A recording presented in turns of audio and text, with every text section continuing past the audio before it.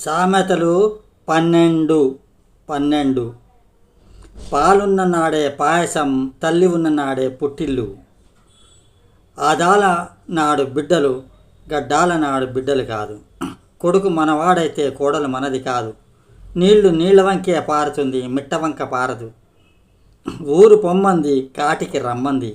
కంటికి ఇంపితమైతే నోటికి ఇంపితం. చూడంగా చూడంగా రుచుల జాడ వేరు.